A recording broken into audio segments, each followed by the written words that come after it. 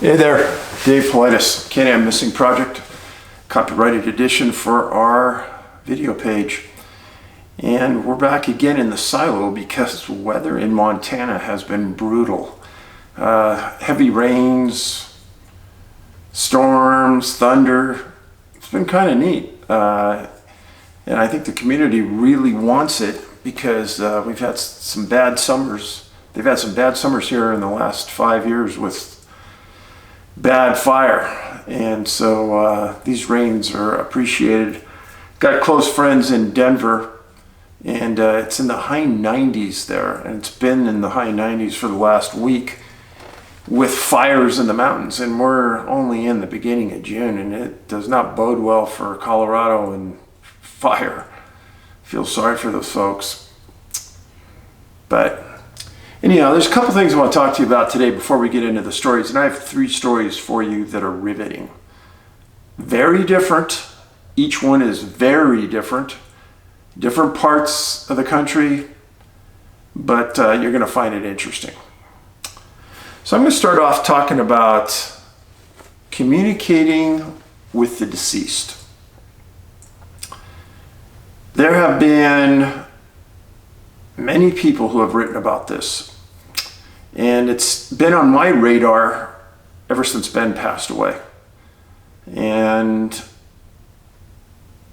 you know, when people say you don't get to say goodbye, you don't get to hug them one more time, it's true. Really bothers me. And there's a lot of solace in knowing that he and I were on good terms. But several psychics have told me that we have unfinished business between the two of us. We have other projects ahead of us. And we've worked together in past lives. That's what these psychics said, which is pretty wild. So one psychic had been to the Montana Vortex. And if you look back in the previous videos, I did an interview with Joe Hauser at the Vortex and talked about it. Joe and Tammy Hauser own the Montana Vortex right on your way to the west side of Glacier National Park. It's a fascinating place.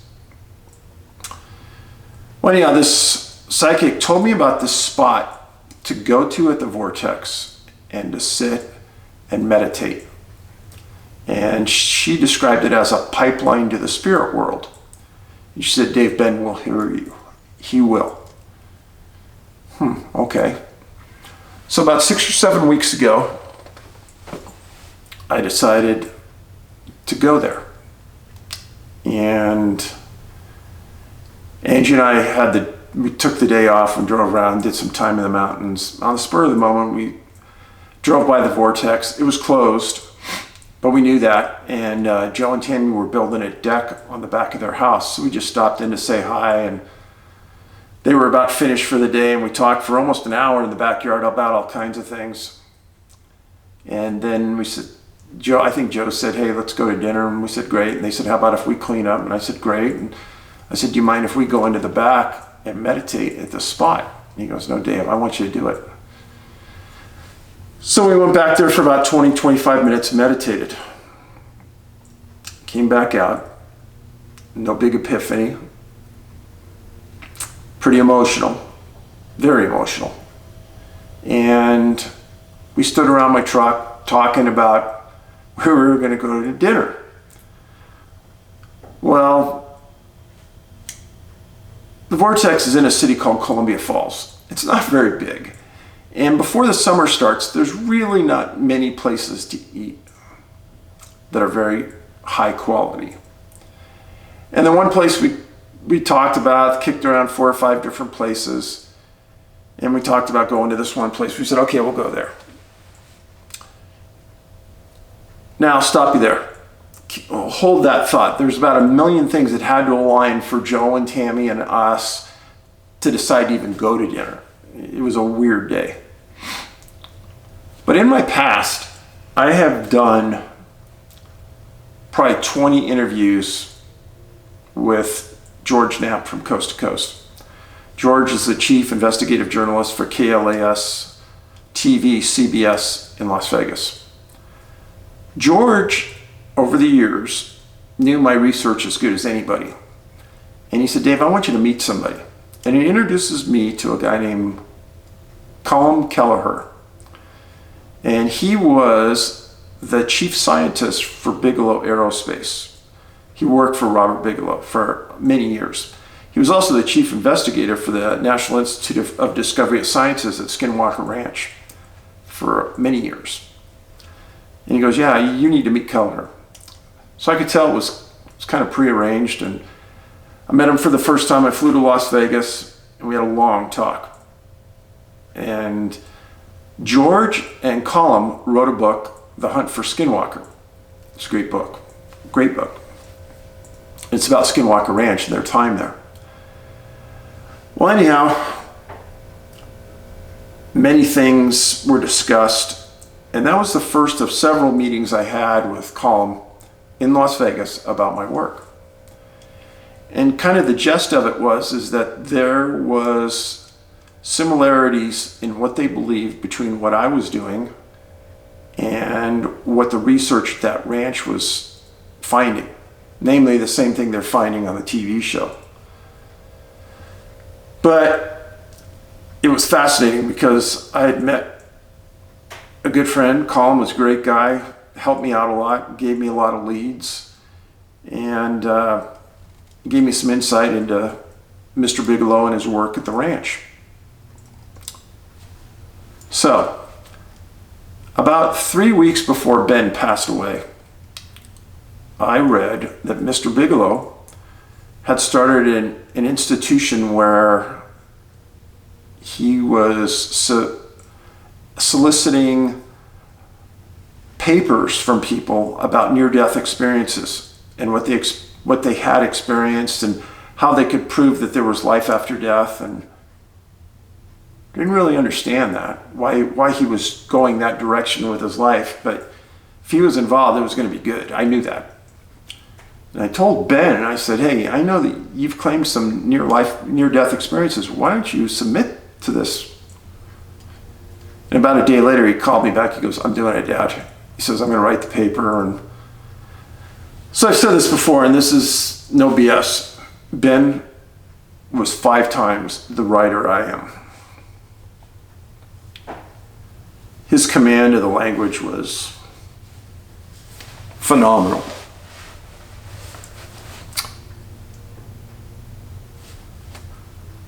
So he submitted the paper.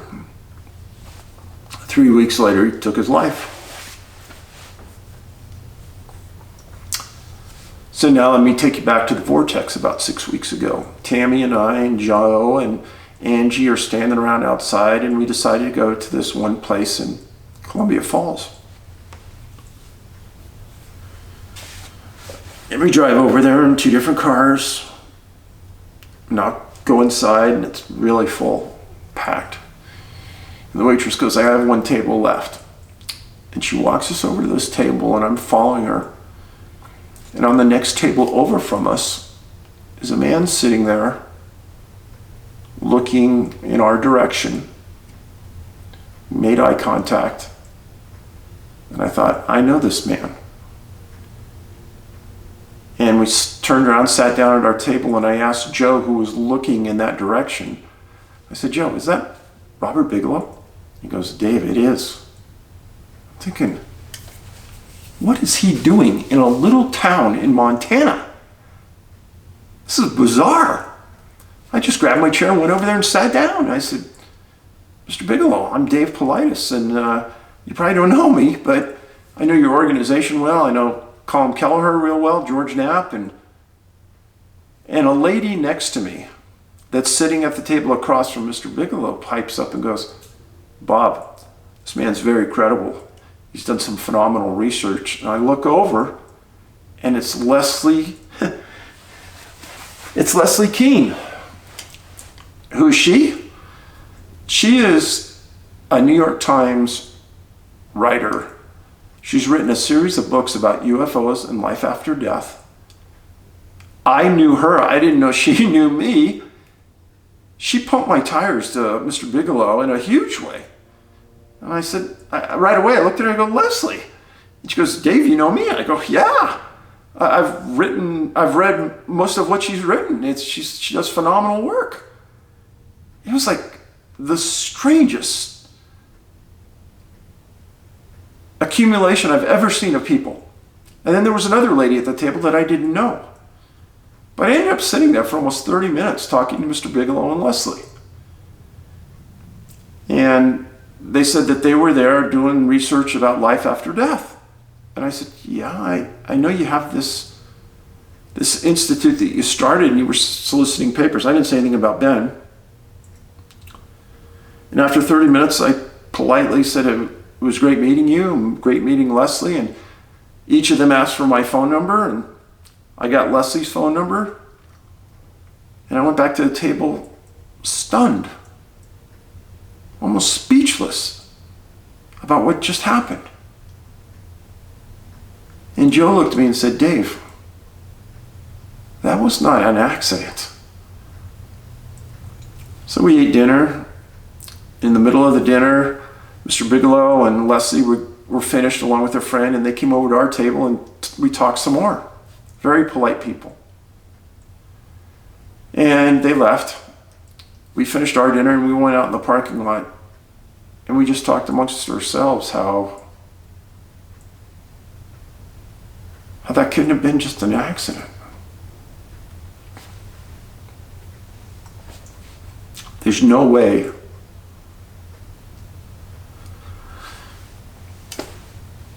that I just happened to meet those people. Ben had to be involved.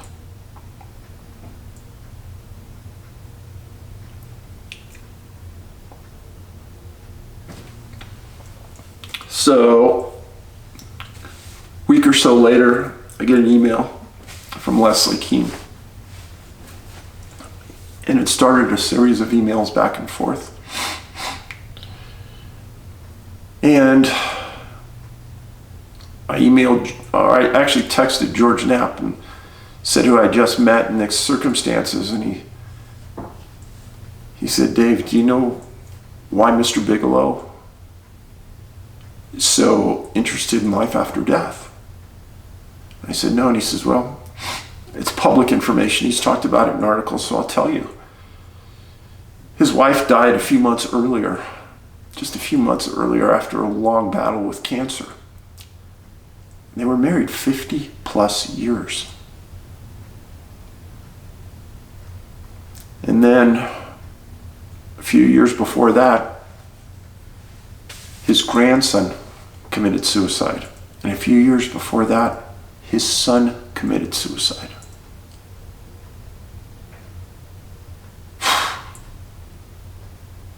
I couldn't believe it. Honestly, couldn't believe it. The man has gone through more hell than any one person I know.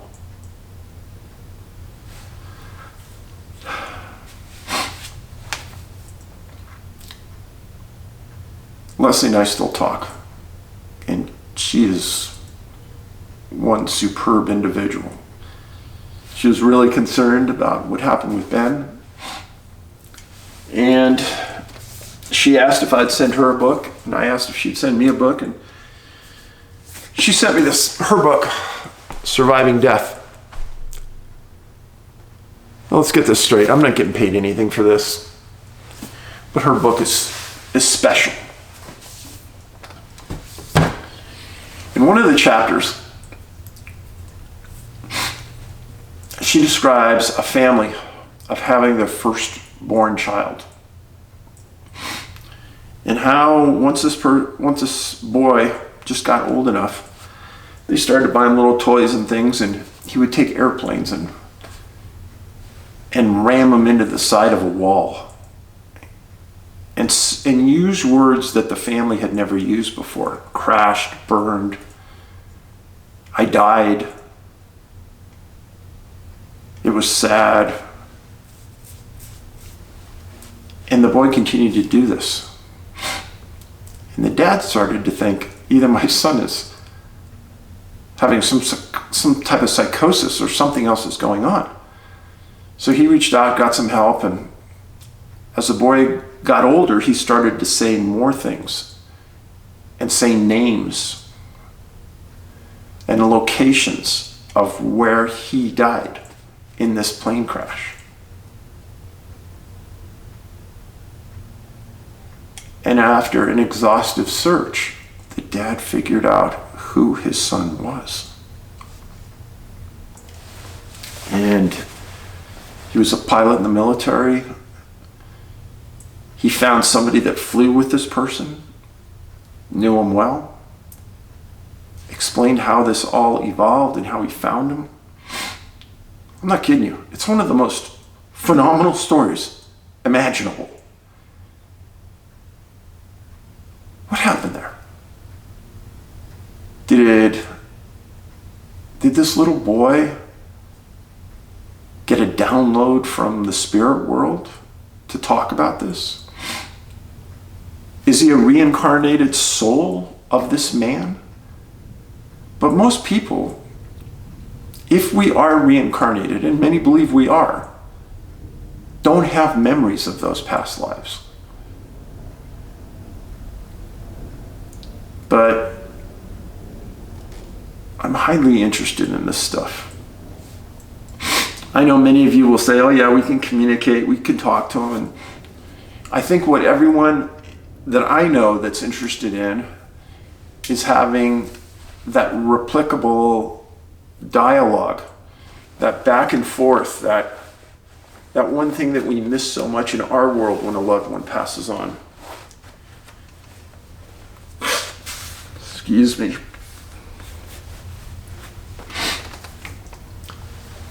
And if Mr. Bigelow can carry this on, and he's one of the few people in the world that could get the experts together to talk about this and really bring it to a higher level.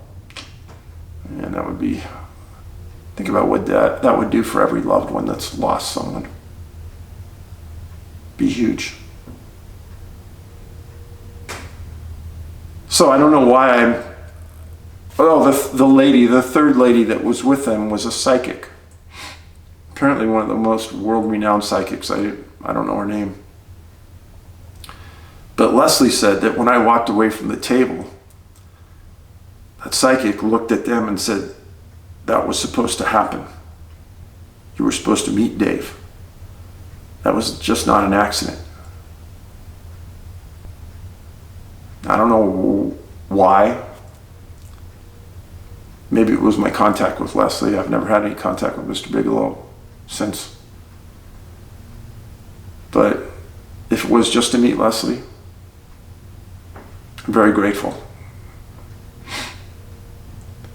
But think of the odds that whole day, Angie and I drove around the mountains here. We end up at Joe's property at a specific time. And then they take showers and we meditate. And we talk some more about where to go to dinner. And then we drive there, and in that entire restaurant, if Mr. Bigelow and Leslie were not sitting at that table and he was not looking in my direction, I never would have seen them in there. It was too big, too many people, too loud. And we were with good friends that we were just going to have a good dinner and some conversation. The odds are just astronomical. And it honestly shook me up for many weeks after that.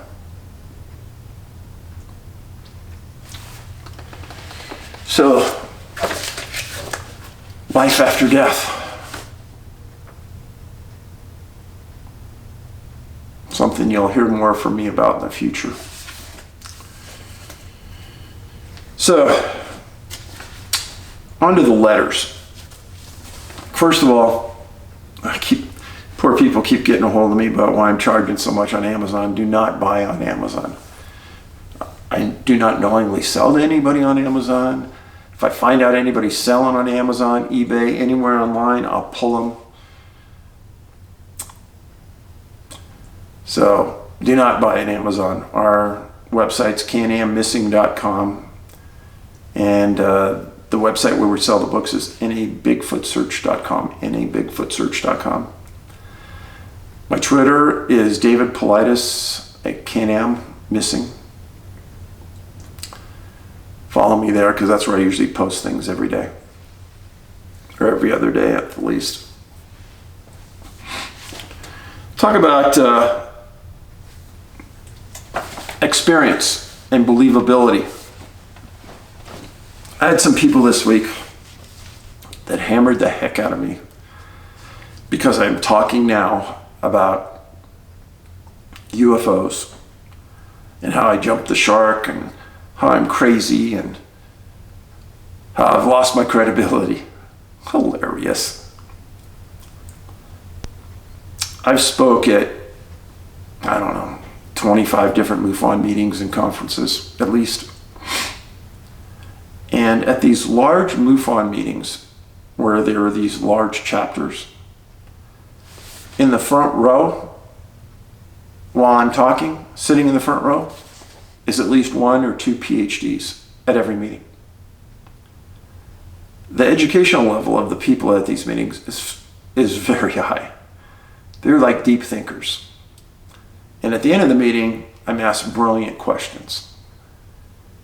So if I'm crazy because I'm talking about this, and because F-18 pilots have seen these UFOs on their front-up display, they've captured them on video, they've tracked them. The biggest Nimitz battle group has a ship in the middle of the battle group that has the most advanced radar systems in the world. And they have tracked these things for a week at a time off the California coast. So that's crazy to talk about? Really? I would suggest that if you can't listen to the fact that it bothers you so much, that you need to leave the channel. Because you're going to hear more and more about this as our government releases more and more information and credible people come forward. And as someone who's talked to the commander of the fighter pilots for the Nimitz for an hour, for me to call that person non-credible is idiocy. I would never do it. For you, the small handful out there that don't believe this, a couple things may be going on. You really haven't read the people reporting, seen the footage of it. It's remarkable. Or it's so scary to your subconscious you can't accept it. Because any logical mind would say it's happening right now, and it's here.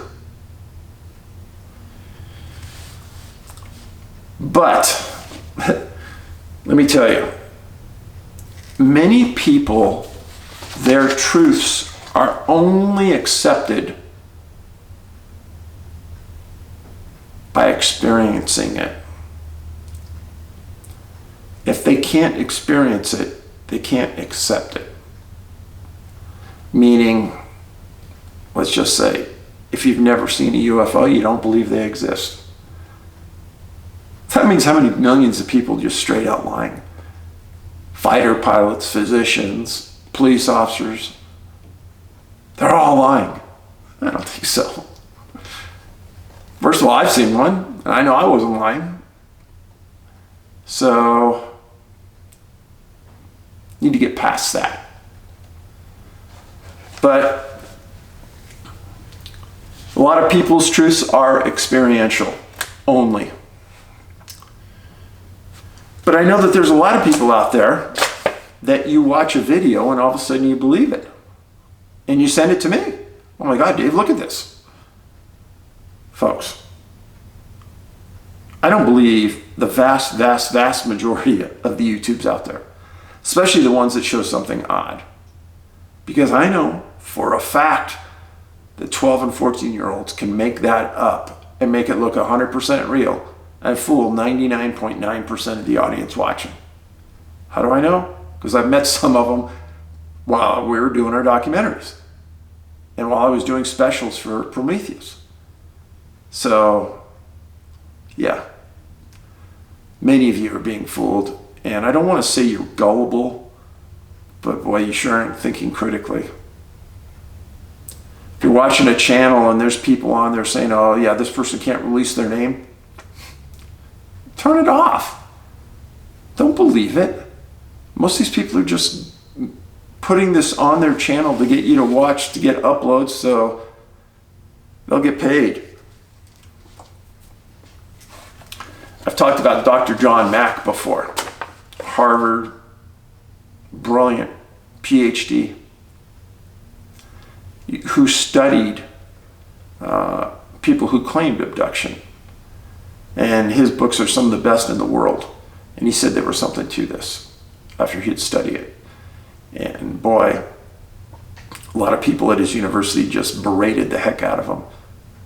But he stood strong. And very strange death. He died in London from a hit-and-run driver. Weird. So, let me get to you. Albert Einstein said something that really applies. It says, problems cannot be solved by using the same way of thinking that created them. What does that mean? That means don't be a conventional thinker. Think outside the box. Think logically. Be critical. Be open-minded. But don't be gullible. So, I got this post on the Isle of Mull video. I'll read it to you. It says, I am responding because of the email sent to Dave regarding leaving evil alone. Good and evil are both forces at play in this life. According to my beliefs, there is a God and there is a Satan. And there are beings which have and do follow one another generally. There are no guarantees in this life that we will not be tested by opposition. That is why we are here. Mr. Paulides has chosen to search for answers within a realm that so many either have never considered or choose not to consider. God is never offended by those who seek to do good in this life, if it is done with the intent of service to themselves and others. All real search for the truth and light is from God, because that is why God is God. Satan's full desire and intent is to draw us away from truth, light, and love. Whatever Dave does, he seems to do it out of a similar motivation: service, truth, enlightenment, and love. The loss of his son is not a punishment. It is a result of Ben's decision to not pursue some other possible treatments for his depression because his circumstances were too difficult to bear at the time he made that decision. It is not his father's fault. It is not all Ben's fault either. Please, Dave, keep choosing to support the truth in any way you choose to. This is not the choice each of us have the responsibility to make every day of our lives. That is the choice each of us have the responsibility to make every day of our lives.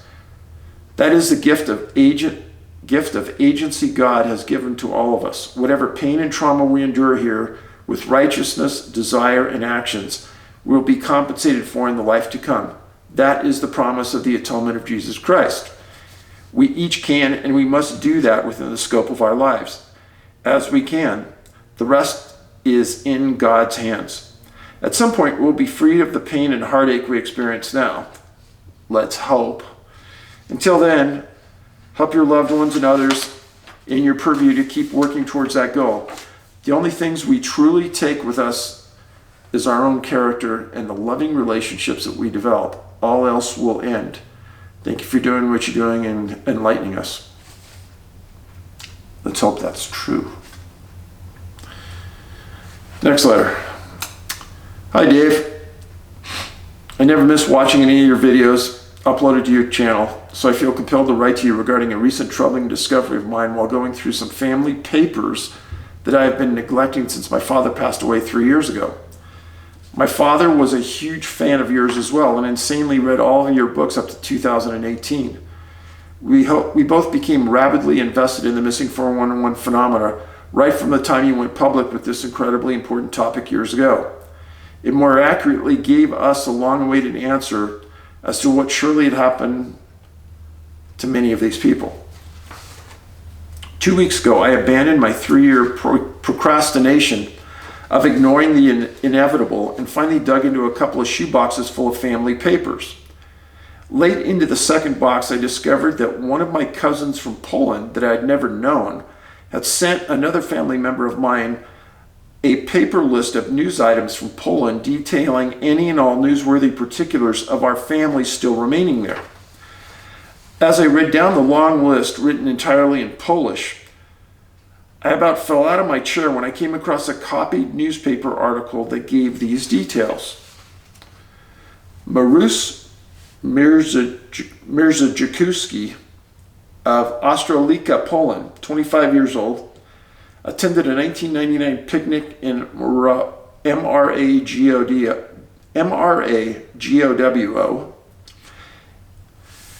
So he attended a 99 picnic in that town and became separated from his friends. His body was found a month later in nearby Lake Zos, CZOS, by a fisherman. Marusz had his bathing suit on and it appears he drowned, but his body was determined to have only been in the lake between 2 and 3 days. What? Are you kidding me? Sound familiar, Dave? I read and then reread the article too many times to count.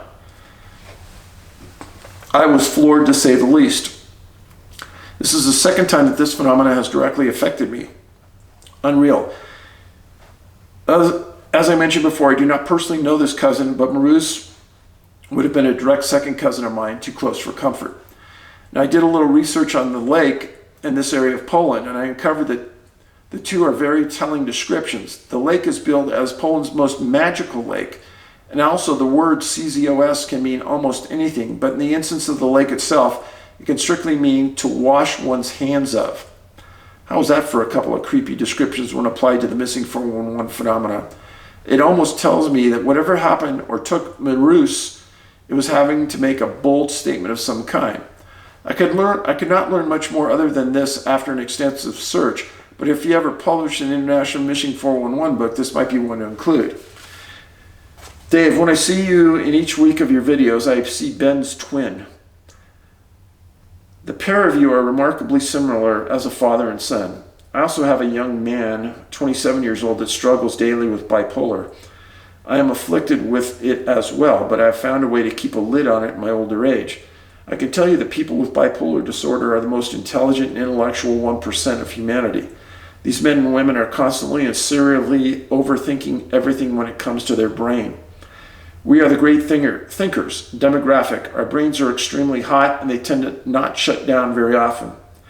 I think that Ben had his antenna pushed up and into something that we cannot dial in yet. Maybe Ben, in all of the great wisdom and uncanny ability to think things through, could realize a future so dark and uncertain that he didn't want to be a part of it. As someone who deals with bipolar disorder on two fronts, I feel that this has a great value.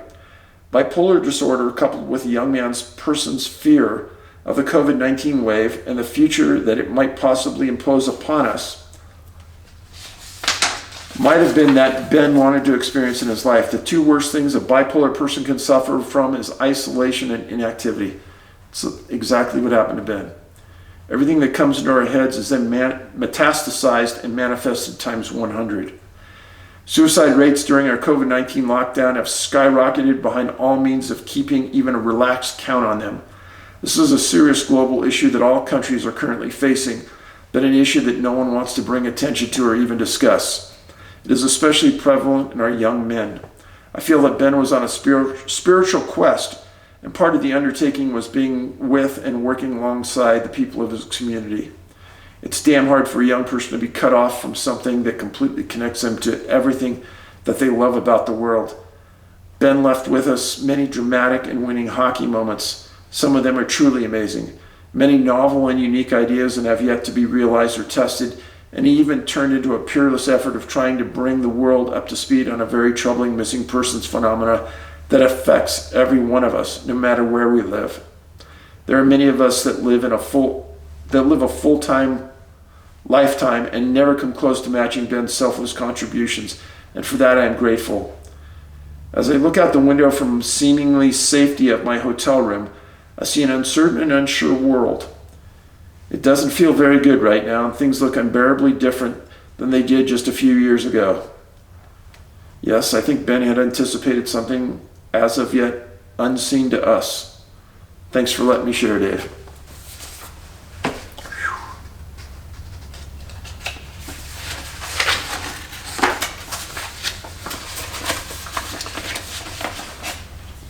I've said to many of you that Ben was my go-to guy on everything intellectual. And I even had conversations with family members that I told them that the type of things that Ben and I would talk about, and they thought I was nuts. They didn't think Ben could keep up, or they didn't think Ben was that smart. Completely horse crap.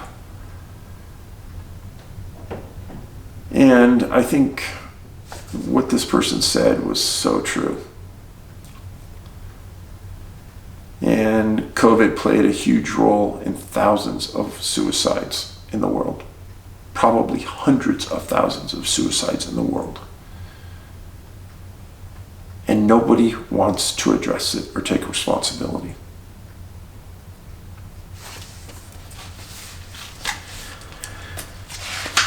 Another email. Dave, I just learned of the news of your son Ben's. Well, let me say something about this before I even read it. When I read this, I thought it was one of the best written, most to the point email I've ever had. So take this to heart. I've just learned of the news of your son's Benjamin passing. I watched your video describing your son and it moved my wife and I to tears. I wanted to share with you our heartfelt condolences. You are an inspiration for anyone who has to deal with what has to be the most difficult suffering imaginable. I also want to share some things with you that are difficult. There are two things that I really want to share. I hope you can find the time to listen to what I need to say. Please read this to the end if you can. As you know, there are many crazy and or dishonest people in this world, and I don't presume you will believe all of what I have to say, but there are things here I believe I must say to you. I know you are a believer, and I both pray and believe that your faith in God and the Creator will be the real consolation for you moving forward with your life. Your selfless dedication to help others to find peace and discover meaning will be a huge source of comfort to your wounded soul. You will grow in spiritual strength as you help others find reconciliation with their lives.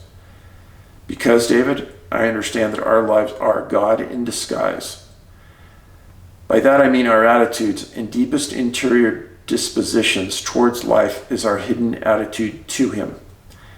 If we approach life with an attitude of superficial indifference, then we will only barely and briefly touch the surface of the potential to what God wants us to experience in this life.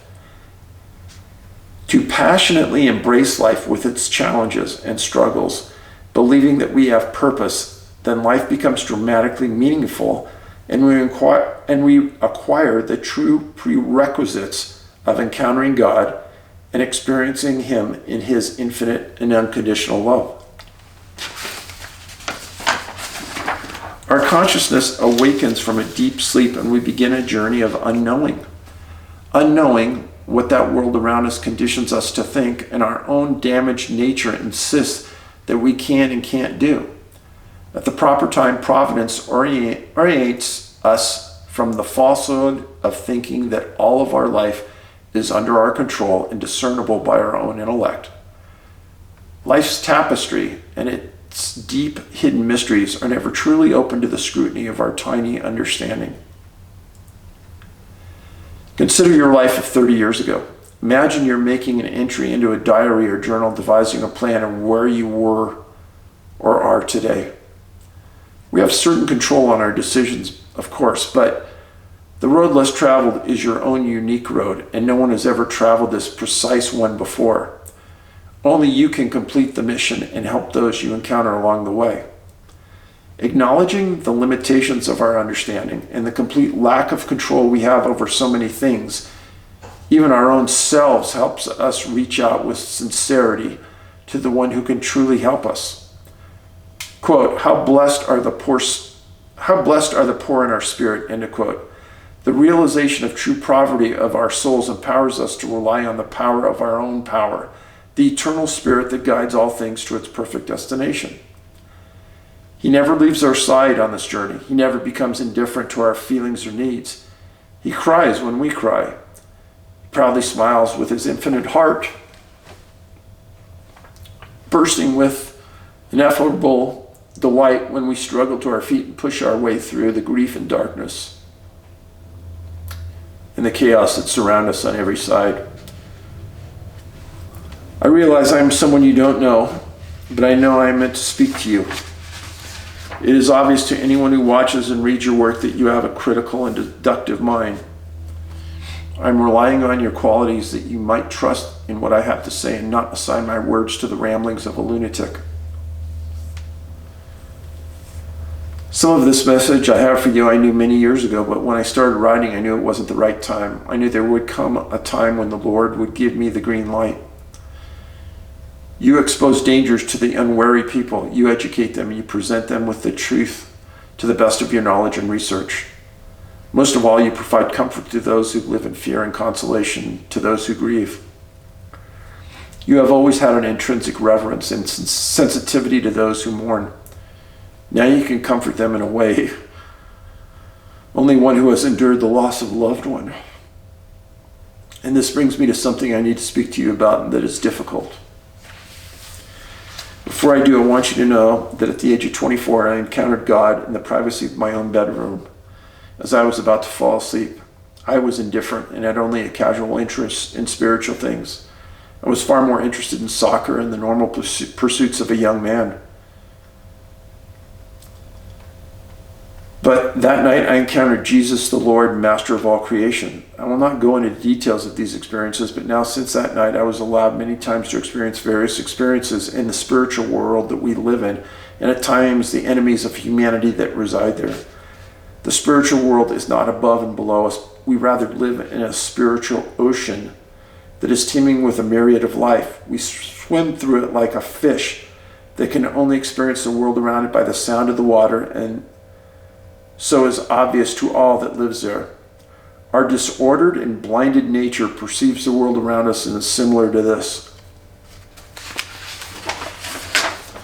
God has at various moments has lowered my normal senses and increased my spiritual sensitivity. Akin to the old graphic equalizers on a music system. In the spiritual world, all information presented is directly and immediately available to the intellect. In this physical world, there is so much uncertainty. We see something, but what exactly did we see? Did we even see it at all? As I write to you now, I realize that you will read this, and yet you can't be certain of the validity of what I say. This is not possible in the spiritual world. There can be no deception, no ambiguity. Similar to mathematics, where there can be no ambiguity to the number that 2 plus 2 will objectively be 4. Anyway, David, this leads me to the first of two things I wanted to say that I believe I was meant to tell you. There are many experiences I have of the dark spiritual entities that reside there. They do enter here, and I have been physically assaulted by these at the very beginning of my conversion when I was first determined to start a life of prayer. These creatures both detest prayer and are terrified by it. A person who is engaged in the spiritual life and is committed to a deep life of prayer becomes empowered by God. The entity that first attacked me after my conversion told me to stop praying or it would kill me. At the time, it was forcefully holding me down with massive pressure. I was terrified but was determined not to stop. Not an act of courage, but more like my prayer was being in a fully armored tank, and then the entity was a lone man outside armed with a butter knife, telling me unless I come out the tank, he'll stab me. Later, when God allowed my first entry into the spiritual realm, I was instantly aware of an entity of immense power. It was the absolute personification of hate and evil. The most horrifying aspect was its perfect knowledge of me, much greater than I knew of myself. It had only one desire at that precise moment, to tear me apart. At that moment, the Spirit of God arose within me a prayer that was united to my spirit and it was. In the name of Jesus Christ, be gone. If I'd been asked if this creature could have been any more angry and hateful, I would have said absolutely not. Yet at the pronouncement of the Spirit of God within me, this enormously powerful spiritual entity immediately was forced to retreat into an absolute increased frenzy of hatred and violence. The only thing that could even be compared to, as I've witnessed in this world, was a video of a shark going absolutely thrashing and tearing at someone in a safety cage. This experience of the Lord wanted me to have was not to scare me, but rather to demonstrate the power we have when we invoke the name of Jesus. My future life would have involved many exorcisms and spiritual deliverances. David, you have been chosen to bring to attention of many the activities of the enemy. Please do not interpret this to exclude the existence of other physical entities that of course are involved in these mysteries, but these are in charge of the greater hierarchical power. The work has brought you to the attention of the entities whose powers and malignancy are beyond our comprehension. But if you rely firmly on the power of God, He will protect and empower you. Quoting, "Praise be the Lord, my rock, who trains my hands for war, my fingers for battle. He is my loving God and my fortress, my stronghold and my deliverer, my shield, in whom I take refuge, who subdues peoples under me." End of quote. Psalm 144 of David. Then there is the other reason that I send you this email. Please let me give you a context. 2011, my dad was dying of cancer. He was a believer, but he was very afraid of death. Despite his doctor saying that his treatments would only extend his life if he clung to the false hope that he could beat the cancer. My dad had a minor heart attack and had to rush him to the hospital. He was there a few days, and he was told due to his worsening heart condition, he could no longer receive chemotherapy treatment. He was led home in a defeated mood, and the next morning I wish I was surprised to find that my mother was calling my phone. Typical Irish mom.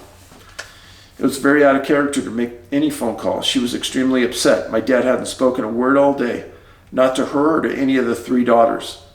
Now, David, my dad had two moods. Negative, where he would make his displeasure known and heard, or one positive, where he was full of chat and laughter. No one had seen Dad's unresponsive nature, ever. My mother was very troubled by this. She wanted me to come over as soon as possible. Myself and my dad were really close. I think there is something extraordinary about the relationship between a father and a son, especially when they have the opportunity to bond in the outdoors. I arrived at my parents' home, and at that moment I entered the living room and immediately felt the oppressive presence of a demonic all around me. Like a spirit force field or oppressive bubble, it held him isolated to his own introverted and pitying thoughts. He was sitting in his favorite chair and completely ignored my greeting. It's very difficult to explain just how completely out of character this was for my dad. I brought a dining room chair to the center of the room and directed it in front of him and sat down. I spoke to him for what seemed like several minutes, no reaction, no response. I was about to give up and leave the room to my mom in the kitchen when to the upper left, my grandmother, my dad's mother, spoke to me. My grandmother Dee had passed away some 20 years before. This is not altogether strange to me, though. She seemingly said, "Keep talking." I have absolutely no recollection of what I talked about, but I was sure not to mention anything strange or spiritual. Also, I have no idea how long I spoke, but it seemed like a long time. But speaking to someone who is completely ignoring you can seem like a long time anyhow. Again, no reaction whatsoever. And again, I decided that I was getting nowhere with this and was just about to rise from my seat when my grandmother piped up again with an encouraging, "Keep going." At this point, with a mix of humor and slight frustration, I replied with a, "Well, you better give me something to talk about." Immediately, I saw a perfect vision of what an Irishman would call a tin milk, or a can with a lid. It was in fact a milk can from my childhood. You see, David, we never bought milk from a shop, but received our milk from the local dairy. Mickey Golden, who would fill a tin milk can which my mother would leave out the front door. Well, I'd asked for information and I got it. I felt less than inspired and was struggling to make conversation out of this. I should mention, David, that I was very aware that I should not mention anything to my dad about spiritual circumstances of the situation.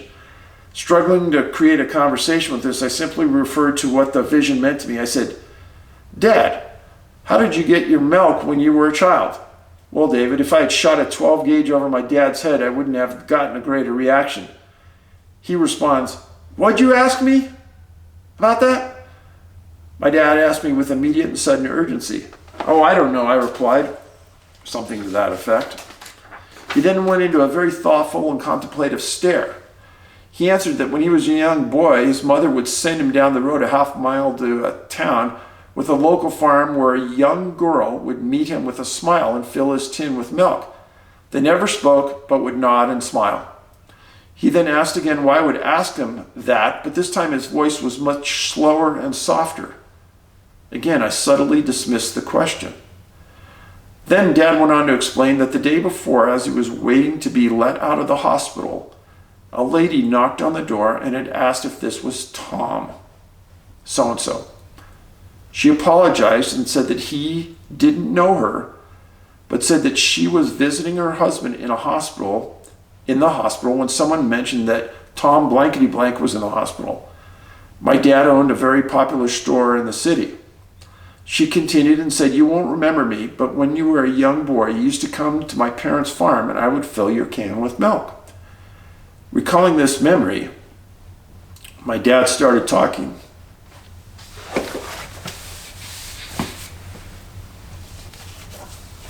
My dad started talking about his childhood and his mother and all the shenanigans and troubles he got into. Within minutes, he yelled out a huge roar, "Rita, make a cup of tea." My mom came in looking shocked at Dad, as Dad is excitedly to bring in a packet of cookies. My dad was no longer cursing the darkness of the predicament, but instead celebrating the life he had lived. The forces of darkness were there, ready to fan the flames of remorse and pity. There is more to this story. My dad was worried about his death and wondered, did heaven really exist? To encourage his faith, I tried to make things real for him. My dad loves to travel all over the world. When he visited an exotic location, he would immediately send a postcard home. I said to my dad, "You lucky son of a gun, you're heading off to the best holiday you've ever been on, joys and happiness beyond your comprehension. When you arrive, you'll see your mother and your boys. 2 of his sons and brothers have passed away. You'll meet your relatives and fathers you've never met. When you do, you'll realize why you love shooting and fishing so much. But when you reach heaven, I want you to ask Jesus to send a postcard."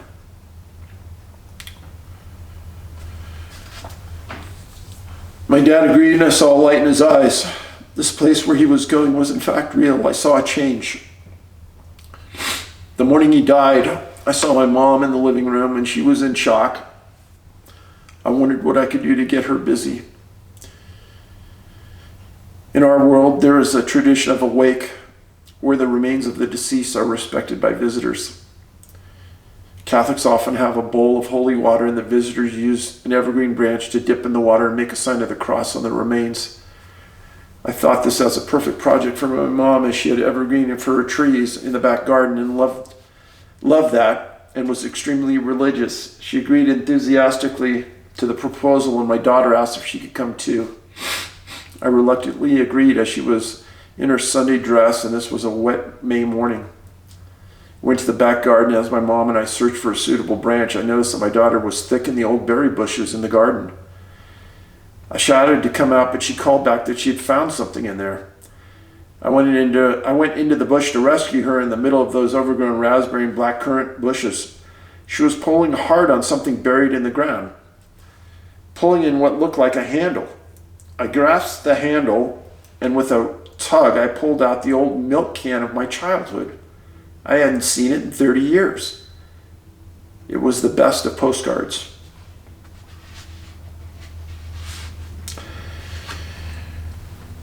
Dave, I have this to say to you.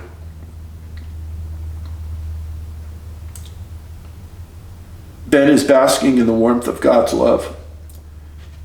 He wants you to know that he is also with you.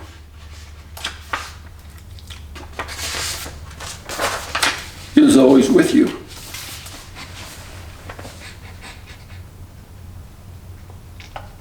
And he is free from all the pain that suppressed him. There was nothing you could do.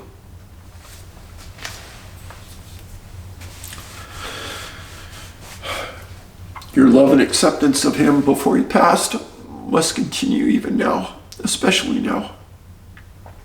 I hope you got to the end of this.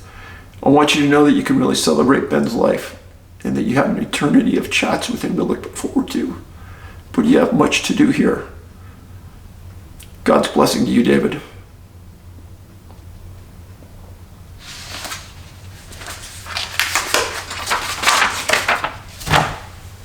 I don't know what to say about it.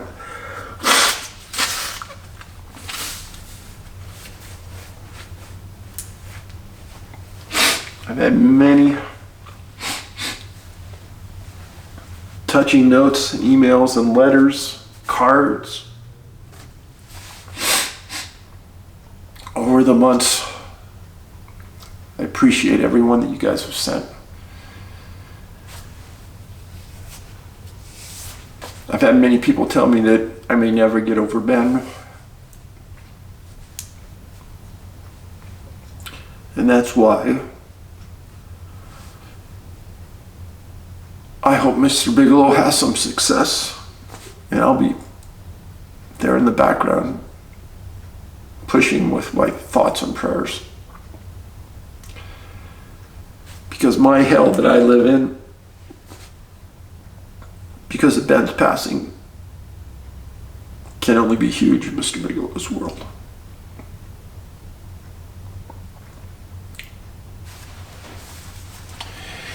So, I know a lot of you hate I get the hate messages all the time. How you hate me reading those stories and things. Sorry it took so long. So, let's get into the stories. It's a rare day when I've written about an active duty serviceman that disappears. It's very rare.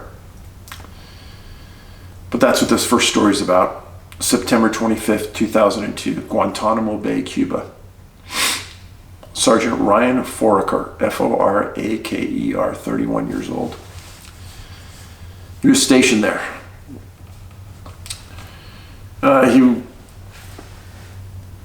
He was a career military man, sergeant. He saw war in '91 in the Persian Gulf. After that, he joined the reserves. He was called back to full-time duty because of 911. He was sent to Fort Dix, New Jersey, and later to Guantanamo Bay in Gitmo. He was described as humble, quiet, friendly, and liked. Well, on September 25th, they had roll call in the morning, and Ryan didn't show up. And they started talking to people, and one of his friends had seen him outside the hall late the night before, just having a cigarette, nothing unusual, and no one had seen him again. So they ordered the base and the surrounding grounds searched. And as they're searching, they get an alert that a hurricane's coming. And just as 7 hours later, the hurricane's ready to hit, one of the searchers found Ryan's folded underwear, folded shirt, in a crevice on a cliff at the ocean. They didn't find any boots, no socks. And they found a wallet with $40 and his ID in it. Strange. Really strange. So quickly they searched that entire area before and after the hurricane. Didn't find anything. So investigators from the Army searched his internet, searched his email, eventually sent an investigator to rural Ohio where his wife and 2 girls lived. And the wife said that just that night he had called, everything seemed completely normal. Everything in his email looked completely normal. There were no big withdrawals, no movements of cash, nothing strange. Well, he had never had any misconduct. He was a model sergeant in the Army. And he was due to come back to the States to his wife and kids in 7 weeks. Well, the Army has given Ryan as status of missing and unaccounted for. Not AWOL, missing and unaccounted for. And an explanation that was given by a commander at the base was that they believed he went out late at night for a midnight swim and got swept away in the currents. Why nobody believes that? Because Ryan could barely swim and didn't like the water that much. And he had never been known to do that before. But that was the Army's explanation. So you have clothes that are found neatly folded. I've written about this before in cases. It's very strange. In almost all of the cases I've written about this, they were under circumstances that are so far beyond normal to even begin to understand. Just like in this case. If I was in, let's say, Hawaii, and I just decided to go for a night swim, I'm not going to stand there and fold my clothes before I go in. I'm just going to throw them on a chair or on a rock and go. So, strange. I'm not sure what happened to Ryan. I think the status the Army gave him as missing and unaccounted for is pretty odd. Here's the reason I say that. Why would you not give him an AWOL status? Because whatever the reason he left that base was not approved, and he should have reported to the Army again wherever he came back. But under the status he has now, if he shows up and he just starts living a normal life, he's not wanted, and the Army can't even question him forcibly. It's an odd scenario. So, active duty Army Sergeant Ryan Foraker. And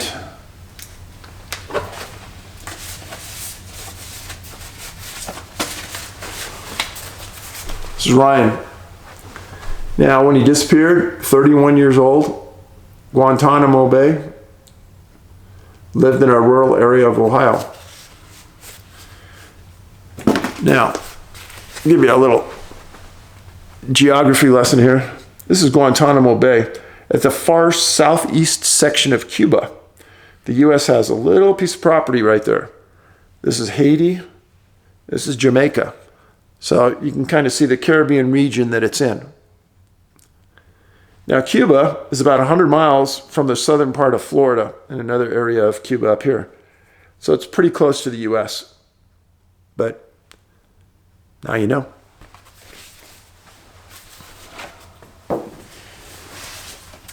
Next case involves a man from Pennsylvania, Michael Malinoski, 37 years old, October 24th, 1996. City of Gaines, Gaines, Pennsylvania. Michael was a clinical psychologist, super smart. Divorced, his ex-wife and his son lived in California. Well, on the 24th, he had attended a conference in Westchester on men's issues. He was described as very stable, never depressed, not suicidal, not confrontational, just very passive. Lived with a male roommate, old friends. He attended the conference and then drove in a rented 1995 Nissan Sentra to Gaines, where he stayed in a place called the Pine Tree Motel. He'd stayed there before, and he called his roommate when he arrived, said everything was fine, put his bags in his room, and then what happened after that, we really don't know. But 4 days later, on October 28th, the hotel management called the sheriff and reported him as a missing person because all of Michael's belongings were still seated in their suitcase in the room, and the bed hadn't been slept in. Well, the sheriff puts out an APB on the car, and they find the Nissan at a place called Barber Rock Lookout. It's on the west rim of the Grand Canyon of Pennsylvania, outside of Gaines. It's kind of southeast of Gaines. Now, this is a pretty bad picture, but that's Michael. It's the best picture I could find, sorry. Now,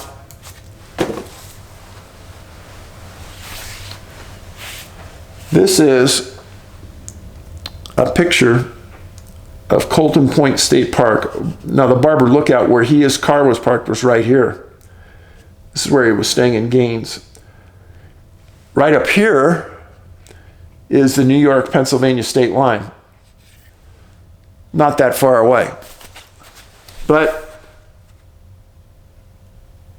in his car, when they found it at the lookout, there was a half a box of Cheetos in the front seat.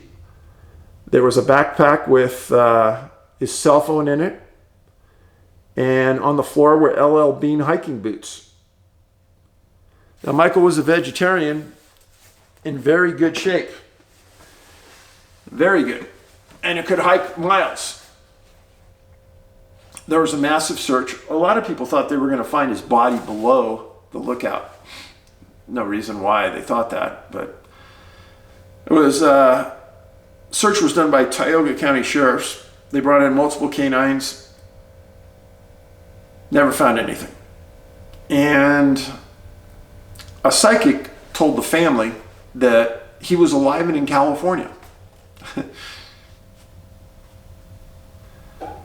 Well, the family, friends, and work associates all said that suicide was not even in the cards because he was moving to California soon to be with his son, and he was looking forward to the move and starting a new practice. Some odd things. He was described as fastidious. And his car was parked oddly at an angle at the lookout. And his family and friends said he wouldn't have parked it like that. Now, I've talked about cars being parked and people disappearing from these parked cars many times before. Michael was a brilliant man. Car parked strangely. Critical items left in the front seat. To me, it sounds like he spoke to his roommate, put his backpack in the front seat of the car with his hiking boots, got some Cheetos as a snack because he was probably a little hungry, and drove to the lookout to have a view, and something happened there. Some people say he was murdered. For what? I don't know. Other people say he may have walked or hiked into oblivion. I don't think so, because his backpack was in the front seat along with his hiking boots. So what happened to him? I don't know. But many things about the case match many other things I've written about in the past. Michael Malinowski, 37 years old. Now the last case, Hidden Lake Trailhead in the North Cascades National Park of Washington, 9 miles east of Marble Mount, Washington. Tom Simonseth, 66 years old, missing May 22nd of this year, 7 p.m. Tom was one of those people in our world that we need a lot. Somebody who gives to the community to make sure the village functions right. He was a longtime school teacher and basketball coach in Mount Vernon, Washington.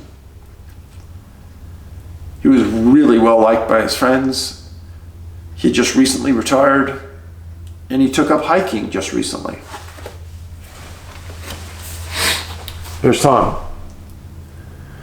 His wife Rose and he were very close. He had climbed this area of the Cascades Park at the Hidden Lake Trailhead many times in the past with his friends. It's a gorgeous location. Well, on this day, he told his wife that he'd contact her by 6 p.m. He'd call her on the phone. By 7 p.m. he'd be home. He didn't call at 6. He didn't arrive at 7. She called the sheriff at 8:15 that night. Skagit County responded. And by 8:45, his friends were at the trailhead and into the mountains searching. Friends, that's what I call loving friendship. His friends were on the trail between 10 p.m. and 4 a.m. looking for him.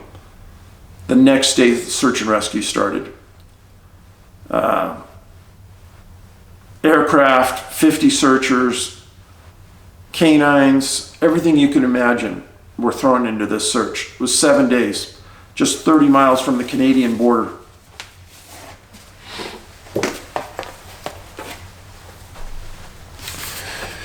So here is the Hidden Lake Lookout right here, and the trailhead is right here.